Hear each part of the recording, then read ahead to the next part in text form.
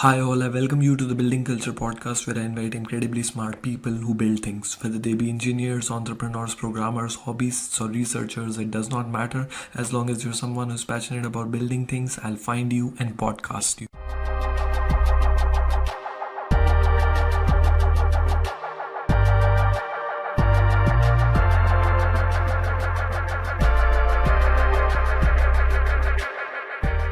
Hi, all. I want to take a brief moment to thank you all personally for supporting this podcast on YouTube and on all major podcast platforms, including Google Podcasts and Spotify. The podcast mainly features interesting people in robotics, artificial intelligence, and entrepreneurship. If you believe that the information that I'm providing might be of benefit to you or to someone you know, it would be really great if you could hit the subscribe button and press the notification icon so that you can get notified on time whenever the next part is out. It would literally take you a second or two to subscribe to the podcast, but it would really mean a lot to me because I can grow the podcast to a level where I can reach more people, invite ever more interesting guests, and have a more meaningful impact. So let's begin now.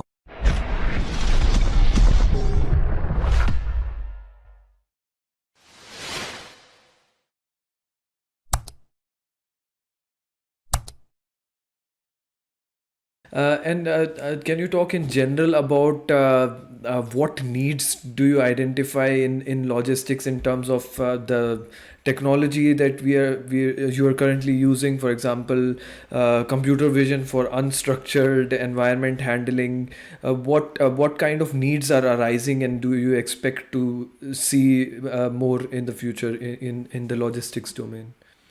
Okay. Let's focus a bit then on first on item picking, which is e-commerce. Within that there is generic e-commerce, and the ideal situation to automate, it's when you have an ASRS, an automated storage and retrieval system, meaning the warehouse is already automated. So only the totes with the products that need to be picked, single SKU totes, they are being brought to the robot. So there's a goods to person system, and in this case goods to robot system. Mm-hmm. So this ASRS, the automated warehouse, they can only bring the goods to the robot that the robot can pick, because picking a teddy bear is tough. or there are always things you cannot pick. So because it's too big or too fluff, whatever, there can be a lot of reasons, or you don't want, it's too sensitive, like picking a banana or whatever, you don't want it to be picked by a robot. So having an automated warehouse with an ASRS enables you to efficiently apply picking cells, knowing the robot can deal with those products. So then if you have a big big enough volume, and you also can work for more shifts, then it becomes really an interesting business case.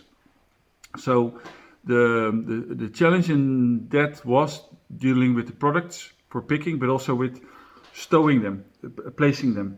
So because we, like I said, we also do groceries, so micro fulfillment groceries, and then we pick groceries and then we place them in, for instance, a box, carton box, or even a plastic bag. And we need to do placement as well. So like playing 3D Tetris. And so that's also in our product. So it's not only picking, which is mostly the hard part, but also the placement, smart placement. And so we're in those two domains. And so that's something that is really going fast now, because we've got quite some clients in micro fulfillment. They want to pick groceries and place them as well in those environments. Then there is apparel in item picking, which is also nice and was challenging because of the reflection. So there are a few things that are, three things are tough in robotic computer vision. One is that if they are closely stacked, so we have to see that there are two different products. Let me take like a business card. If you do like this, then if you close like this, it looks like one card, but there are actually two cards. And if the software doesn't see that there are two cards, then the robot might pick it in the middle, and then it has 1, 0, 1 or 2 items. So that's a failure, certainly when you do parcel handling. So closely stacked or the same products over each other, white on white, black on black, that's stuff. The second thing, what's the stuff? It's when it's reflective. So when it's shiny, then you look into the camera. I have to make it shine at some point. Then it looks like you just look into the light. Then it's hard for the computer vision as well. And the third one is transparent. So when it's transparent, let's say clothing, apparel, that might be in a corner of the plastic bag, but the plastic bag is really huge. But you can only see it in a smart part. So we have to train the neural network to see the whole plastic bag. So those three things, the same color on the same color, closely stacked as one eye, reflective and transparent. And in clothing, most of them are all three apply, because the clothing are single SKU. That's, let's say they're all black on black. It is reflective because it's polybag, so it will reflect, and it's also transparent. So we worked hard on this, and we're very proud that we built a neural network together with good cameras to enable picking apparel in polybags from bulk, and to singulate them also on an induct. So that's all on apparels and on item picking, and on the domain of parcel handling. It is dealing with completely unknown products, because on item picking you know what to expect, so you can make sure that your gripper is available for picking those items. But on parcel handling, you have everything between the smallest envelope of 10 by 10 centimeters, very small, from China, up till this big box or plastic or bag of more than 30 kilos. And there is no end effector of a robot that can deal with all of that. So we as computer vision, so there is no, we humans have two hands, so we are very flexible. And so we as computer vision module, the camera and our software, can see probably what we need to see. So we think we're very, very, very close to what's needed. But at the end effector, you cannot pick up the USB key, as small as that, as well as this big bag of beans of 30 kilo, or a big box. So that's the challenge. So sometimes the solution is not in the picking cell, but the solution is within the client, let's say DHL, UPS, to separate those products a bit more. So we have only small products up to 5 kilo we can deal with. So because we can optimize the robot cell for dealing with bags and boxes for up to 5 kilo very fast. And there is another picking cell that deals with products up to 30 kilo. So that's what we've done in the last few years. First of all, thanks a lot for giving a detailed explanation of the technology, basically. So I have a couple of questions regarding that as well. So one of the question is actually about, so you talked about the towel example and also about parcels and rigid body. So those are very different kinds of objects. So is Fizyr targeting any and all kinds of objects as long as you're using computer vision technology for grasping, or are you still specifically targeting one or two types of objects? For example, like the food items would be, let's say, a softer material. Cloth would be a different kind of a deformable object, and then there's rigid bodies. So we are, like I said, we are in logistics, and so in logistics it's all kinds of objects. So we cannot say we only do deformables or whatever. So it's everything. So parcels can be everything, and also an item picking can be everything. The only thing we still do from when we started the company, is picking and finding the corners of towels coming out of a dryer, from like an industrial washing machine. This is what I was talking about. We're really proud of this. We made this. You can see it in mid 2017. So it's more than 4 years old, and it's in production worldwide. So you have professional laundries in hotels, congresses, and just as a laundry industry, and they wash the towels of hotels, etc.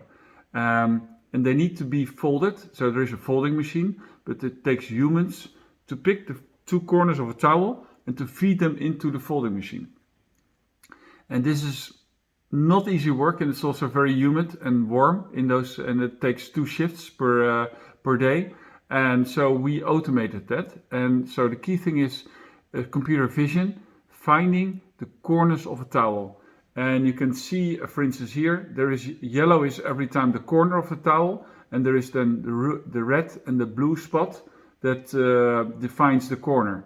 And you can see that the system is very, very good at seeing the difference between a soft corner, where it is just bended. It looks like a corner, but it's not a corner, and the real hard corner, like this one. And so you see a lot of those corners. So in this case, I think about 12. So in a fraction of a second, our neural network gives all of these corners and guides a robot to find the first corner.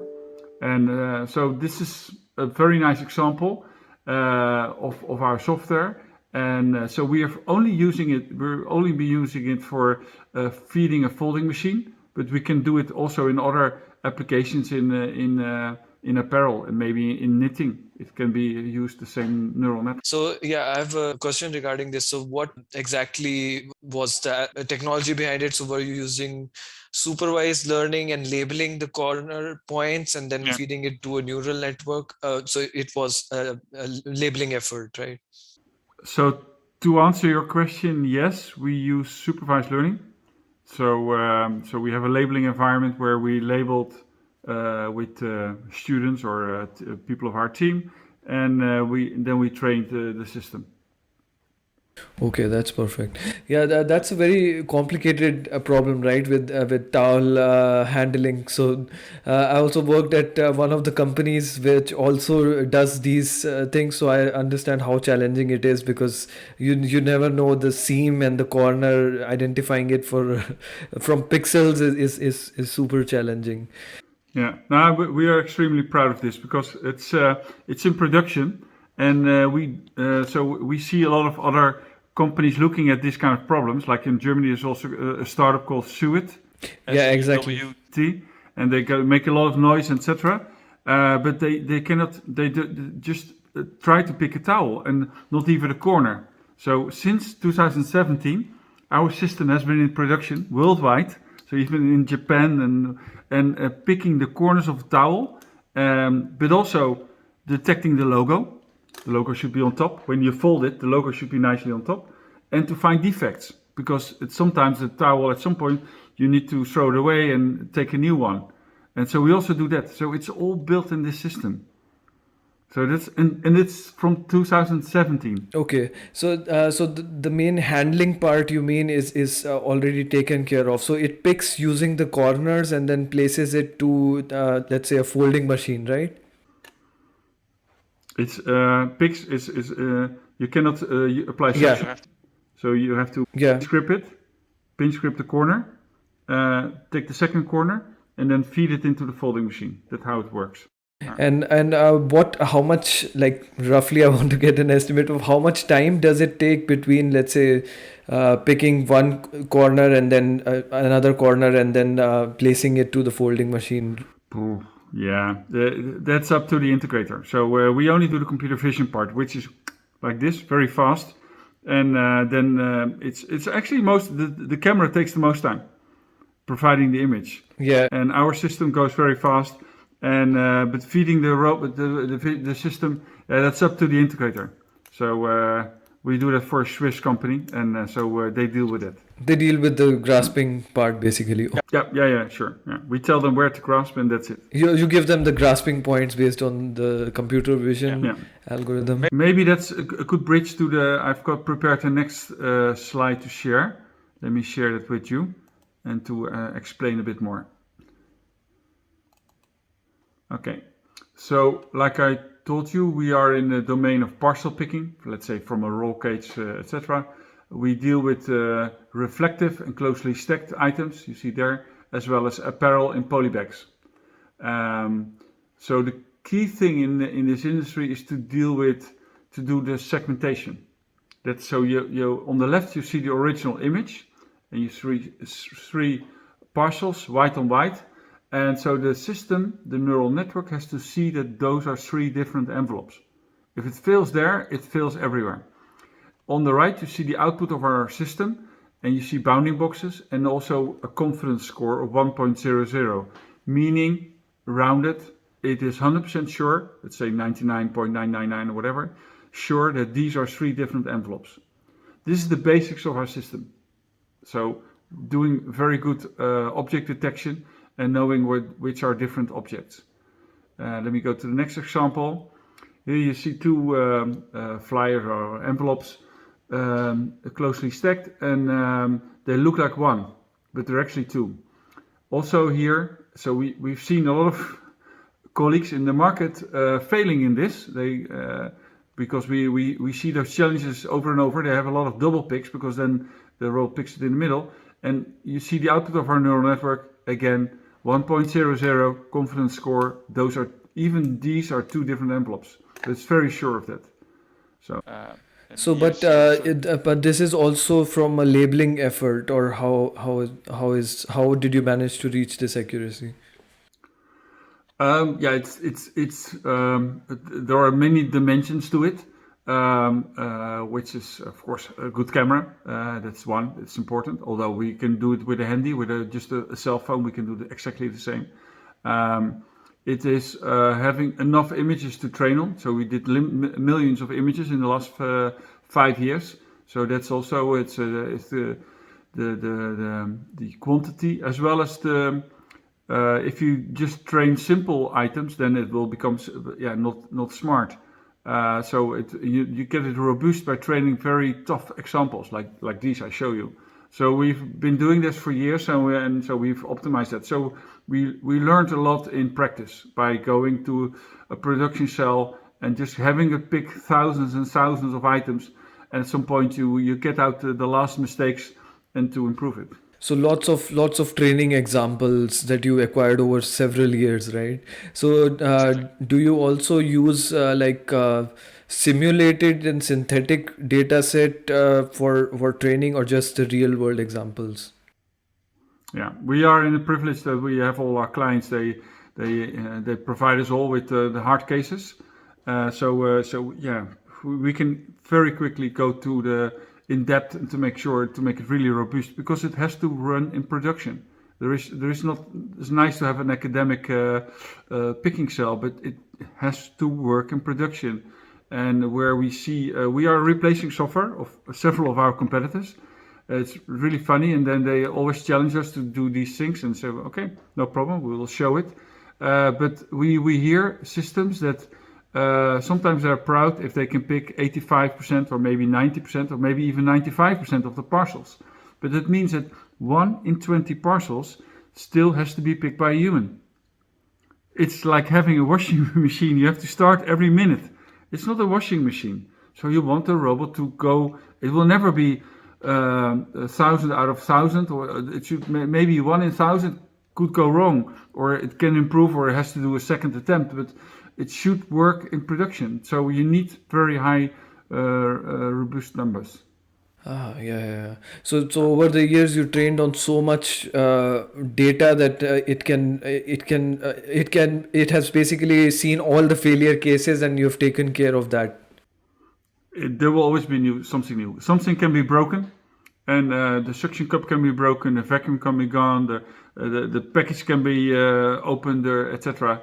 Even two parcels can be stick together. So even if they can be glued together. So even if you pick one, then the second will come over. So we can still do the test when we place something. Is it the only parcel we picked, or is it was it connected to a second parcel? So of course it takes an extra security, but we deal with a lot of the hard cases. So we learned over the years. Yeah. Oh yeah, that's really impressive results. Yeah. And this is another example. We never knew that this was a problem, but we found out. On the left you see a pallet with boxes, and some of the boxes have tape on it. And we heard from one of our now it's a client that another colleague of us, competitor, thought that their system thought that these were 6 different boxes. Yeah. But it's one box. So if you pick it from this corner, you have a problem with suction. And so you see on the right, you see the output of our neural network. Again, the confidence score are 0.99 or 100, 1.00, seeing correctly the individual boxes. So this is the basics of our software. And maybe the last example is this. It's truck unloading. There is a lot of loose load in trucks and containers. And so if you see on the right above corner, it's really hard to see all the boxes. If I make it white, but it's hard to see. And so on the right you see the output of our neural network with seeing exactly all the boxes and also with a very high confidence score.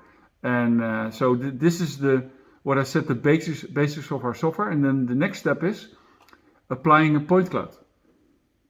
Yeah, so we used the depth information, and then based on that we do the same thing, the segmentation and the classification. We can see if it's a box or a bag, a tube, a cylinder, a flask, and so we can see a lot of things that are relevant for grasping it. And based on the point cloud, we can propose the best possible grasp pose in 6 degrees of freedom, represented in the blue, red, and green angles, and the rotation on each of those angles. So these are also different kinds of objects in just one image. Unknown. So there are parcels, like you get with Deutsche Post, DHL, Federal Express, UPS. It's just unknown parcels in the domain of, let's say, up to 5 kilos, so small parcels. And it's black on black, white on white, etc. And we do segmentation, we do the classification, and we find the grasp poses. So that's in essence what our software does, software package. You can connect it with different cameras. You get out the information from the camera, and we will tell the robot what we've seen, like in this case, all these parcels, the classifications, as well as the best possible grasp pose. Yeah. So that's really I think impressive results, and the fact that it's being implemented in the production already speaks for itself. Yeah. So maybe to show it a little bit more, if this is a box, a bag like a flyer like this has 2 sides. So you either pick it one or the other side. But if it's a box like this, you can, if you see it like this, you can pick it from this side. But you can also, if you look at it like this, you can pick it here or here. And you can also, in this case, there are 3 sides. So on a box, you can maximum see 3 sides that the robot can grasp it. So we will provide the robot with all those 3 surfaces, and then the robot can choose, or we propose this is probably the best surface to pick it from. So there's probably a scoring of which of these 3 surfaces to choose from. Based on the gripper you have available. And we support smart grippers, meaning could have multiple suction cup. And let's say you pick up something small like a pencil, you want to use a smaller suction cup, and you want to pick up something heavier or bigger, you can use a few suction cups. So we configure the limitations, constraints, and the possibilities of the gripper into our software, and based on what we know what the gripper is like, we will tell where to move. So we can also avoid collisions and etc. So based on the knowledge we have on the gripper. And in addition, we also do label detection. So we can see where the label is. So often the label should be placed upwards because it goes through a scanning tunnel. And because the scanning tunnel is often 5-sided, so every side apart from the bottom. So we should make sure it's not on the bottom. So we detect the label, and then we can rotate the parcel to place it on the induct, on the in feed, to be put on the sorter. A little bit pausing on this one. This is pretty fascinating.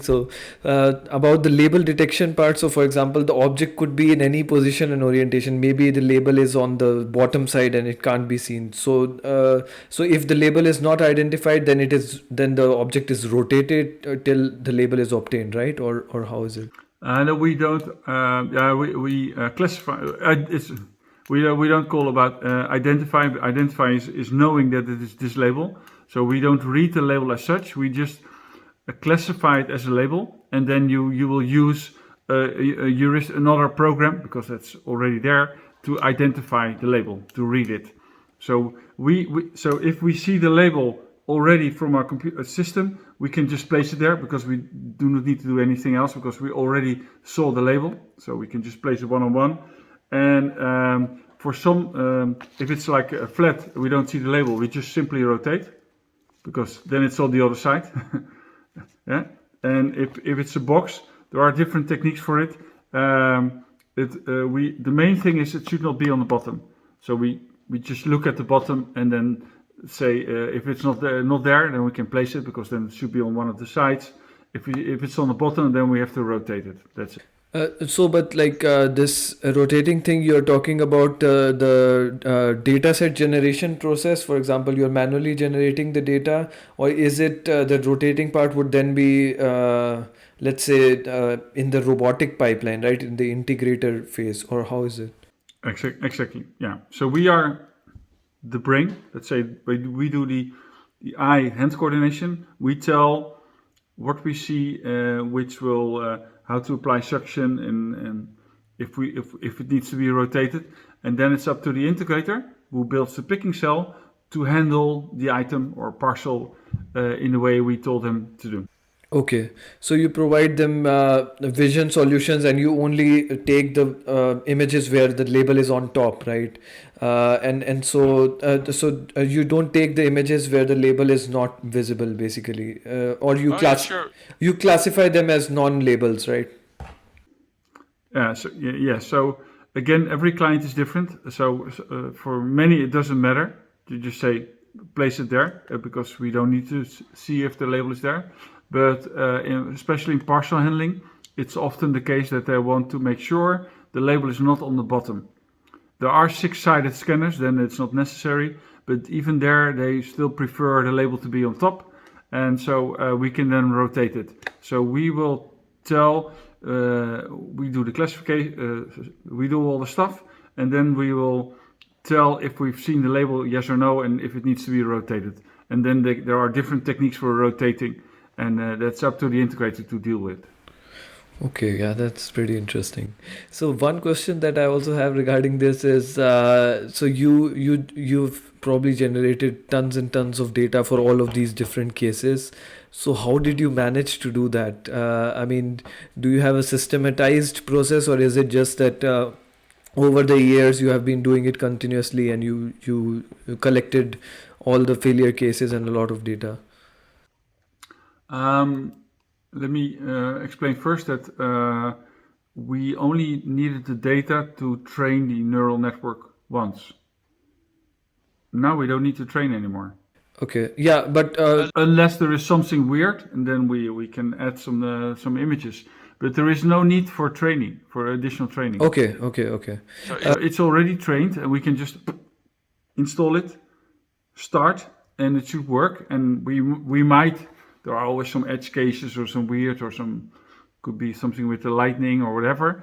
And at some point we can add some images, but it should work out of the box. It's already trained to deal with items, parcels, apparel, groceries, etc. Yeah, sure. You don't need to train the data anymore. But when you did you collect? Did you have a process for that, or just over the years, because you have been in this domain also for quite some time now? Now I remember at some point we went into apparel. That's already, I think, almost 4 years ago, 3.5 years ago. And then we went to a sorting center We made a deal with the company, and which were doing all kinds of apparel for all kinds of companies. So not just for, let's say, H&M or whatever, but they were doing the business for everybody. So it's a huge variation. And it was perfect for us. So we took a lot of images, so we were able to take out the ones that were really diverse and tough for the neural network. So we trained on it. It was a one-time deal, which we did, and now we are still using that data. So the neural network is, so all the installations we do right now on apparel, we did almost 4 years ago at one sorting center, and we brought them value, and they brought us value. Oh, that's really good. So you can continue using that basically. Yeah. So another interesting fact about Fizyr is that you also won the Amazon picking challenge. Can you also talk about the Amazon picking challenge, the difficulty level of it, and how you managed to perform really at that level there? I have to be honest, it was before my time. So you should ask my colleagues. There are still 4 colleagues of the original team are within Fizyr. It was picking from a shelf and also placing it into a shelf. And a shelf is made for humans. Yeah, a shelf is like, so you look into and then you go in to pick something. And there was, so it was about the whole integration. So it was also robotics. It was the integrators, which is dealing with a lot of variation. And the shelf environment is not really made for humans. It's made for humans, not for robots. Robots can much better look down into a tote or on a pallet, and then they can freely move in because they have the freedom to move and to see it. So picking from a closet, a shelf, is really hard for a robot. From a vision point of view, you cannot see what's behind, as well as from moving in and moving out with stuff. Yeah, there's a lot of information that the robot needs to process for that depth, and also the shelf area and all these kinds of things. Correct. But if the camera cannot see it, then even a human, let's say a human would be guiding the robot, cannot do it properly, let alone the neural network. So a shelf is not optimum for a robot. That's why it was never automated in reality. So the Amazon is still bringing the shelves to the people, and the people take out the items. It's very hard to automate. Yeah, but the Amazon picking challenge is more of a research problem that they're targeting, right? The more really complex problems that probably will take several years before they are in production or industries. Sure, but the key thing is coping with variation, and that's something we've solved over the last few years, and we were already good. Yeah, we were already good at it in 2016. So now it's 5 years later, and so there's a lot of development, better cameras, better integrators, and of course our neural network. Yeah, that's pretty amazing.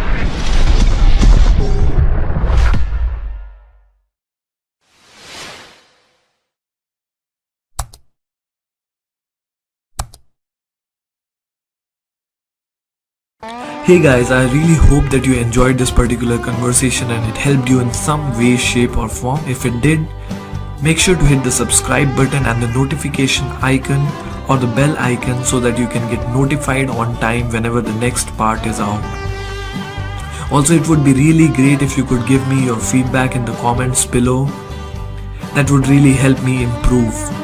I'm uploading small clips of the long podcasts on a regular basis on platforms like LinkedIn, Facebook and Instagram, so make sure to follow me on these platforms if you're someone who cannot take out time for the long episodes. The podcasts are also available on all major podcast platforms including Spotify and Google Podcasts.